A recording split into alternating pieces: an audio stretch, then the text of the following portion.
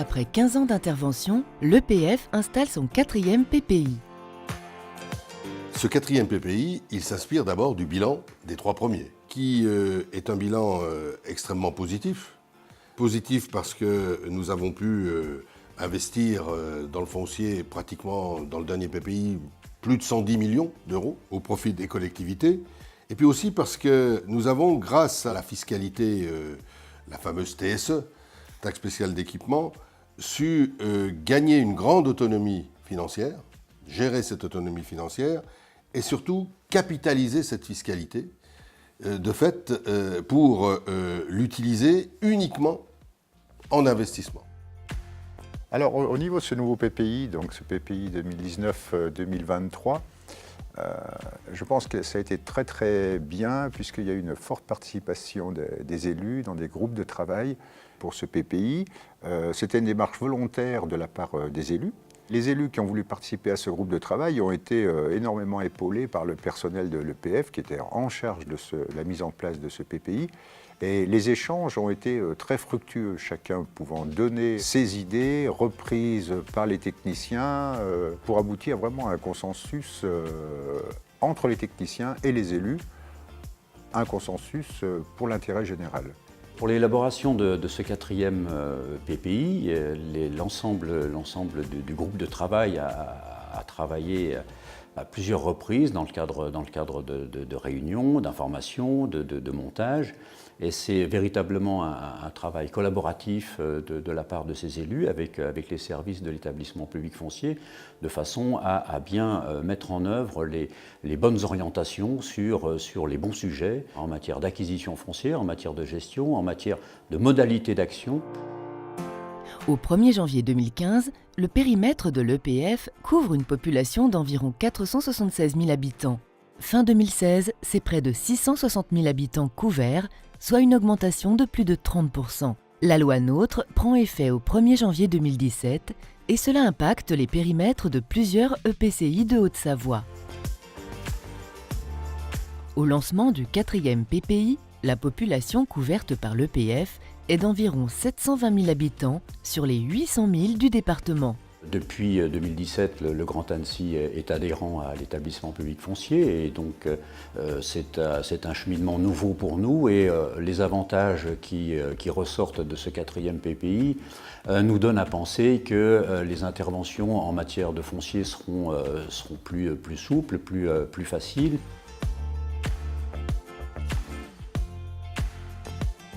Et aujourd'hui, nous allons pouvoir passer dans ce 4e PPI à 150 millions d'investissements, c'est-à-dire quasiment 30 millions par an sur les 5 ans. C'est une augmentation de près de 30% par rapport à ce que nous avons été capables de faire précédemment. En termes de lisibilité au niveau des taux, puisqu'il y a eu une simplification et une rationalisation des taux qui seront des taux de portage qui sont utilisés par l'établissement public foncier. Donc là, une meilleure lisibilité et une facilité pour intervenir sur l'ensemble des secteurs. L'ensemble de ces éléments qui sont repris dans ce 4e PPI nous conduisent à maintenir une fiscalité constante, ce qui est important pour le Grand Annecy. C'est parce qu'on est capable de maîtriser le foncier qu'on sera capable de répondre en termes de logement et de qualité de logement, de typologie de logement. Et c'est parce qu'on sera capable de maîtriser le foncier que l'on pourra répondre au développement économique. Tout en respectant, et ça c'est le choix des collectivités, mais c'est un choix essentiel, tout en respectant les espaces naturels, les espaces agricoles. Il faut que ce territoire soit équilibré. Ce qui est important, c'est d'avoir pu garder cette thématique espace naturel dans ce nouveau PPI, parce qu'il faut que les élus comprennent que les zones humides sont un enjeu très important pour l'avenir et qu'il faudrait que les collectivités maîtrisent le foncier de ces zones humides. Les équipements publics, les agrandissements d'écoles, les parcs de jeux. On travaille bien entendu sur le développement économique par le biais d'achats ou de préemption, de DUP pour les zones économiques. Si je prends ma casquette de vice-président intendant agglomération en charge du logement, il est évident que le logement est quelque chose d'indispensable, de très important au niveau de ce PPI. Nous avons rempli nos engagements en matière d'aide et de suivi des dossiers liés aux communes carencées en logement social, en étant bien évidemment aux côtés des communes, parce qu'on reste un organisme porté par les collectivités, mais en permettant à ces communes de répondre aux besoins que lui demandait l'État et de répondre de manière la plus cohérente possible à la construction de logements sociaux. Une amélioration, disons, par rapport aux anciens PPI, ce sont les taux de portage, puisqu'on a un taux de portage unique à 2% qui est minoré pour tout ce qui concerne le foncier dédié aux logements sociaux, et aussi pour les portages sur le long terme. Une simplification au niveau de l'outil même de ce PPI, quatrième du nom, que ce soit en termes de portage, au niveau des durées, qui ont été réajustées en fonction justement de l'importance des projets qui seront à mener, donc avec un allongement possible des durées de portage jusqu'à 25 ans.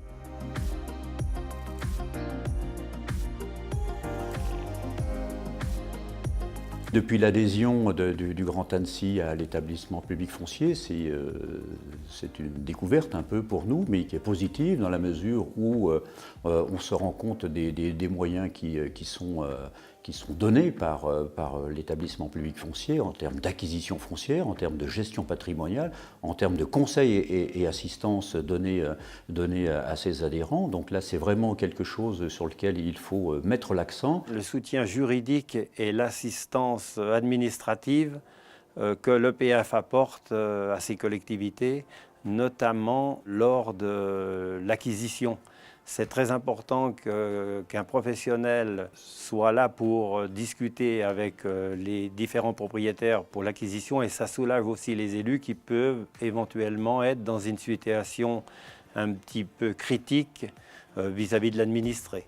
Donc ça, c'est un grand point. Et puis le côté juridique aussi est un point très essentiel aussi, puisque nombre de communes n'ont pas ce service à disposition. Ce nouveau PPI est agrémenté par de nouveaux outils, MCMA, mieux connaître pour mieux agir.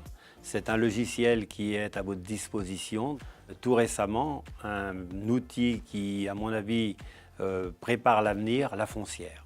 Les différents plans fonciers qui sont mis dans les différentes collectivités, justement pour avoir une meilleure connaissance du terrain et pour pouvoir anticiper tout ce qui est acquisition, et j'en reviens toujours, pour l'intérêt général.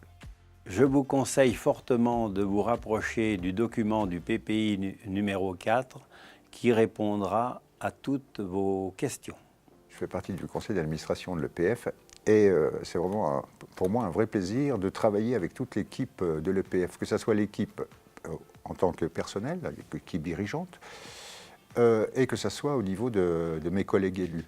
Puisque c'est toujours un travail qui est fait, qui va toujours dans le bon sens, c'est un travail collectif, c'est un travail de concertation, et les choses se font vraiment tous ensemble. Et ça, j'apprécie beaucoup, et j'espère que l'EPF continuera toujours dans cet esprit-là.